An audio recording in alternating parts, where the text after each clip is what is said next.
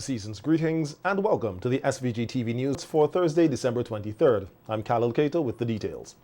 Health Promotions Officer in the Ministry of Health, Wellness and the Environment, Shanika John, says they are concerned with the number of large gatherings across the country, which may lead to another spike in COVID-19 cases, with an increase in new infections already being reported.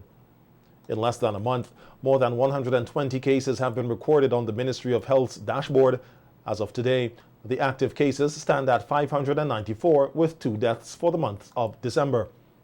John said persons need to be more cautious, especially during the Christmas holidays. Intentions to adhere to all of the safety precautionary measures with COVID-19. Given the natural progression and the natural flow of the virus, we're actually heading into a spike, and that is just in keeping with the 3 to 4 month cycle of the virus and so forth. So we really want people to be prepared for that as well. The precautionary measures will stand.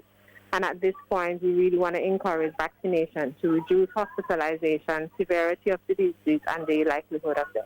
John reminded persons of the basic protocols, noting that the regulations for large gatherings remains unchanged. Reinforce the importance of maintaining the COVID-19 precautionary measures, and those measures are still with us even as we're in the season and as we leave for the new year as well. And those protocols are very basic. Wash your hands, wear your face mask properly, keep your distance, and get vaccinated. And so those are the protocols that we really want persons to enforce and to ensure that they adhere to in public spaces and even in the private settings. Mass gathering protocols has not changed. We're still encouraging no more than 20 persons outside within any specific setting and 10 persons on the indoor for gathering. Meanwhile, John said that vaccinated events approved by the COVID-19 task force have been closed off, and the approved vaccinated events for the holidays will soon be published. The Ministry of Health is still going through the process of authorizing those approved activities that want to go outside of the required amount for the mass gathering protocol. So we will post the list soon of those events, especially into the weekend. We do have a few. I can't remember them offhand at this time, but the ministry will put out a notice maybe by tomorrow, so to let those persons know for in the weekend going into the new year what are the approved events by the Ministry of Health. And also for the police department as well, because both the commissioner and the CMO has the authority to grant approval to specific events. Last January, the Ministry of Health recorded its first spike in COVID-19 cases as a result of large gatherings during the Christmas season, including 9 Mornings. This year, the 9 Mornings Festival is a vaccinated event taking place at the enclosed Victoria Park. Cruise calls to St. Vincent and the Grenadines are currently operating with safe bubble protocols, which are made up of vaccinated persons only. The bubbles were identified by the Ministry of Tourism, the Ministry of Health, and the local COVID-19 task force.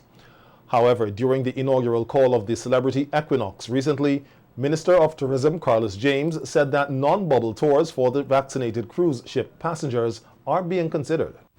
We are hoping to see more calls added because a few days ago we had a meeting, a broad discussion with a number of the cruise lines, and they're quite excited about what we are offering here in St. Vincent and the Grenadines. And an additional option to come in as part of the bubble tour is that we are looking to also facilitate non-bubble cruise to this destination. And of course, persons are going to be concerned about the passengers disembarking and coming to the destination. But what really we're trying to do is to ensure the safety of both locals and passengers who are disembarking and visiting sites around.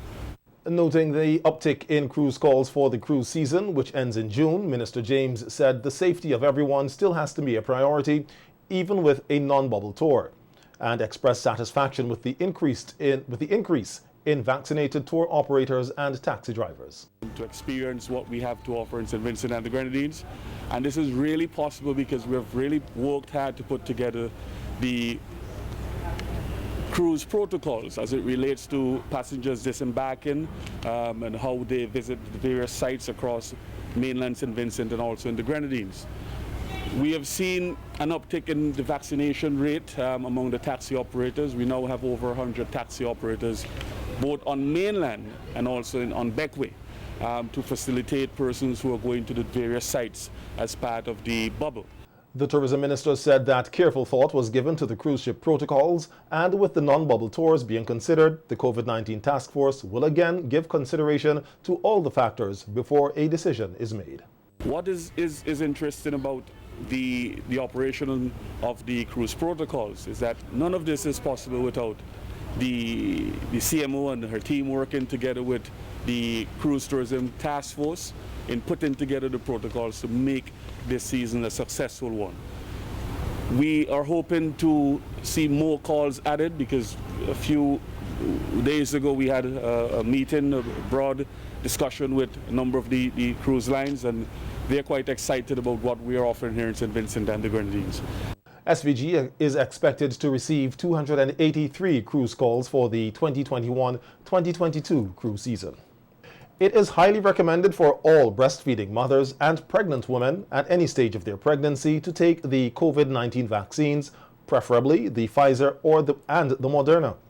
The recommendation comes from obstetrician and gynecologist Dr. Camille Nichols, who said that a lot of tests were done and data has shown that over 140,000 pregnant women have taken the vaccines with no negative effects. First trimester. Normally in the first trimester we would advise that we don't give certain drugs because we know that it's teratogenic, meaning that you could have an increased risk of congenital anomalies. However, the vaccine, the components, the ingredients of the vaccines in no way can get to interfere with the formation or organ formation of the baby. It is very, very, very safe, and we are trying and encouraging our women to take the vaccine. There's no increased risk of preterm labor, stillbirth, small for gestational age, death, which are the things that you see with women, pregnant women who contract COVID disease.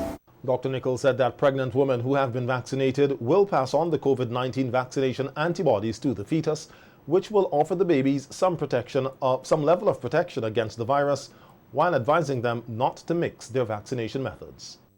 There were patients or clients who would have taken the vaccine not realizing that they were pregnant, and there was always a big concern about that. Should I take the second dose? And it's recommended that you do take the second dose and you take it with the same vaccine that you took it with the first one. So for example, let's say you took Sputnik and then you found that you were pregnant. They recommend that you take the second one with Sputnik. If you took the AstraZeneca, then you complete it with the AstraZeneca. However, if you are pregnant and you decide that you want to take the vaccine, they recommend the Pfizer or the Moderna. Again, because the studies are mainly with Pfizer and Moderna. The data that we have available, it's really with those two. And we offer the Pfizer in St. Vincent, so that's the one we would go with. Dr. Nichols spoke on some of the complications that a pregnant woman may experience if she gets infected with COVID and is not vaccinated. If you are pregnant and you develop COVID because of the altered immune state, which is physiological, because your body is trying not to reject the pregnancy, you need to consider taking the vaccine.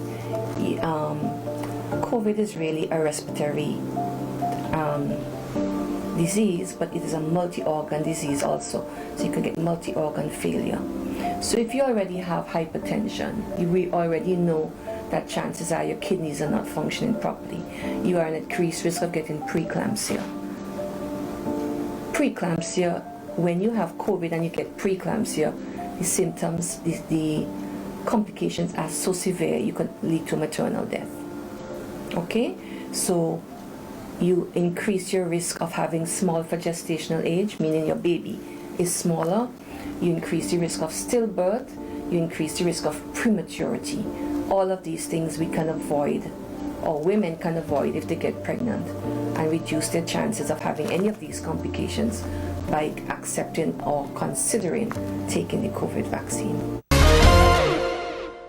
Dismissed police officer and president of the Police Welfare Association, Brenton Smith, said he only received a portion of his salary on his December paycheck, and his heart is broken for the other unvaccinated civil servants who did not receive a paycheck and are now out of a job because of the government's vaccination mandate.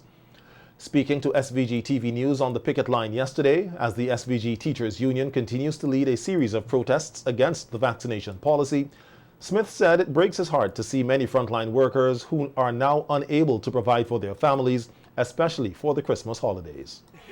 A portion of money is my salary, but not the full amount, you know, and it's the first time after 27 years I have not received my full salary. That is not something that is nice. It is very painful, but it's something in which I put my trust and faith in the Almighty about to deal with. And I know that there are a number of other persons, whether police officers, teachers, nurses, who are having similar faith, you know, have not received their salaries. I know it must be hard for them, especially at the time of this season, where if you were not able to buy or purchase anything throughout the year, at Christmas you look forward for something, especially to make your children a bit better than throughout the rest of the year.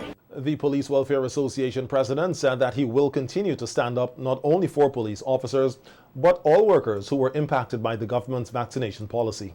It's about bringing awareness to a number of other persons who may not be sympathetic to us or who might not even know about what is taking place. So it's a way of bringing awareness to other persons within St. Vincent and Grenadines, because I'll tell you this, you know, to their frontline workers, tomorrow might be other persons within the government service. You understand? And if persons are not touched and moved by this, it means then that they are waiting until it reaches to their doorstep. And it will come. It will come. And the private sector, they're not out of it as well. Because once the government is successful in getting more entities within the system forced to be vaccinated, then of course the private sectors will be forced to do such as well.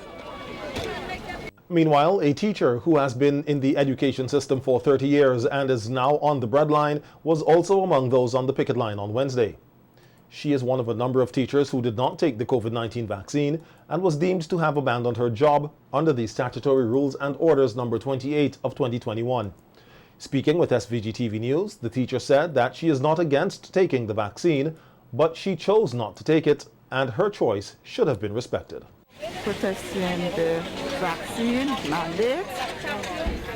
I am not against people who take the vaccine, because I usually say life is about choosing. And those who take the vaccine, that's their right. I did not take the vaccine, will not be taking the vaccine, and that's my right also. So I am not against the vaccine. I am protesting the vaccine mandate. To tell the world that I am from a big family and there are only 3 of us within my family who are unvaccinated. That in itself says something. Okay?